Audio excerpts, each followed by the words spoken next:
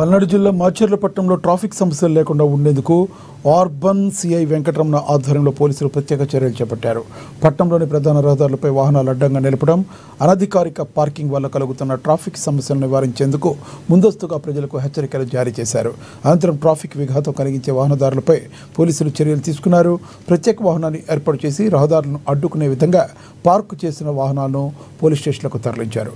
ఇప్పటికే ప్రజలకు స్పష్టమైన సమాచారం ఇచ్చిన తర్వాతే ఈ చర్యలు చేపట్టినట్లుగా సిఐ వెంకటరమణ తెలిపారు. మాచర్లపట్నంలో ట్రాఫిక్ చాలా ఇబ్బందిగా ఉంది. అందువలన ఇక్కడి నుంచి అందరం కూడా ట్రాఫిక్ రూల్స్ అందరూ పాటించాలి. ఎవరైనా కానీ ట్రాఫిక్ రూల్స్ అతిక్రమించి వాహనాలను ఎక్కడ పడితే రాంగ్ రూట్ లో పార్కింగ్ చేయడం కానీ, వాహనాలను ఎక్కడబట్టి అక్కడ వదిలేసి పార్క్ చేసి ఎక్కడబట్టి అక్కడ అడ్డంగా వదిలేసి పార్క్ చేసి ఈ వాహనాలన్నింటిని కూడా టోవింగ్ వెహికల్ అంటే మీ వాహనాలను లిఫ్ట్ చేసి పోలీస్ స్టేషన్ కట్టేసి మీ మీద కేసులు చేసి ఫైన్ కట్టించడం జరుగుతుంది.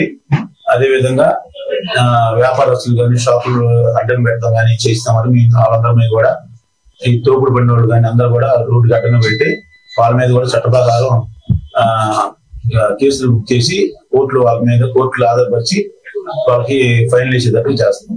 ఇచ్చి ఆటో డ్రైవర్లను కూడా కౌన్సిలింగ్ ఇచ్చి వాళ్ళకు కూడా ఆ ట్రాఫిక్ మొత్తం వాళ్ళ వల్ల అంతరాయం కలగకుండా చేస్తున్నాం.